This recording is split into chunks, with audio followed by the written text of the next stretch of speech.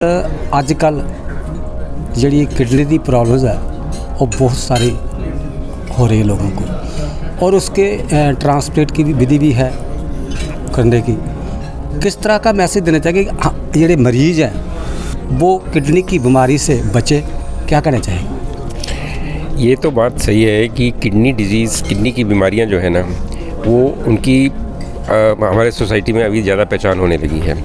तो उसमें हमें समझ में आया कि काफ़ी ज़्यादा लोग जो है उससे परेशान हैं। तो अब सब ये समझ में आता है कि इतने ज़्यादा परेशानी जो है उसको कम करने के लिए एक सबसे बड़ा निदान है कि हम परहेज़ ज़्यादा करें। एक तो मरीज़ की तरफ से परहेज़ है, एक डॉक्टर की तरफ से परहेज़। डॉक्टर क्या परहेज़ करेगा कि ज्ञान देना है, समझाना है कि भाई आपको अपने किडनी को कैसे बचा सकते हैं, कैसे उसको ख़राब होने से रोक सकते हैं।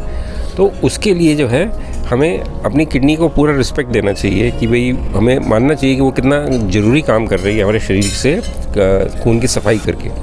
और उसको उस काम में ज़रा से भी कोई तकलीफ़ होती है तो हम फ़ौरन डॉक्टर के पास जाके उसका निदान कराएं ताकि वो प्रॉब्लम आगे न बढ़ सके। इससे जो है उसका काम जो है बराबर चलता रहे। डॉक्टर साहब, अक्सर लोग कहते हैं कि शराब पीने से या कि इस तरह से किडनी को ज़्यादा नुकसान पहुंचता है, क्या कहेंगे? नहीं, मैं नहीं मानता हूँ इस बात को कि शराब पीने से किडनी को कोई नुकसान पहुँचता है।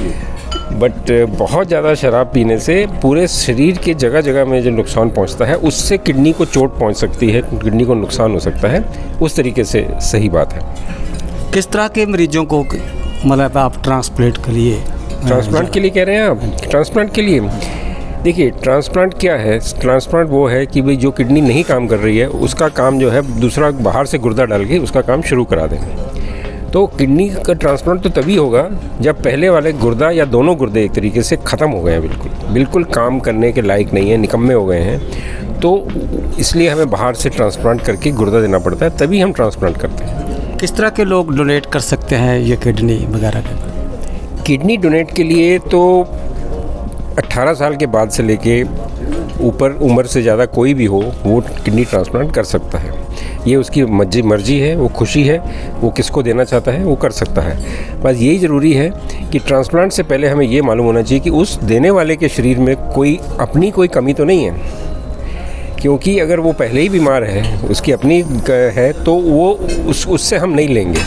ये भी हम डॉक्टरों की जिम्मेवारी है कि हम बीमार मरीज से किडनी नहीं लेंगे। डायलिसिस से कितना फ़र्क पड़ता है पेशेंट को? डायलिसिस से जो है ज़िंदगी बढ़ जाती है, क्वालिटी ऑफ लाइफ बढ़ जाता है, अच्छा हो जाता है। और कुछ जो लोग तो अपना वापस काम में चले जाते हैं, उनका खाना पीना जो है पूरा वापस जैसा हो जाता है। खाइए पिए, अपना डायलिसिस कराइए, खून साफ़ कराइए, फिर वापस अपने काम पे जाइए, और इस तरीके से दिनचर्या चलती रहती है, तो ज़िंदगी बढ़िया हो जाती है उनकी। मेडिकल की दुनिया में हिंदुस्तान पूरे संसार से आगे नहीं है? मेडिकल की दुनिया की डेवलपमेंट के मामले में तो संसार से आगे नहीं है।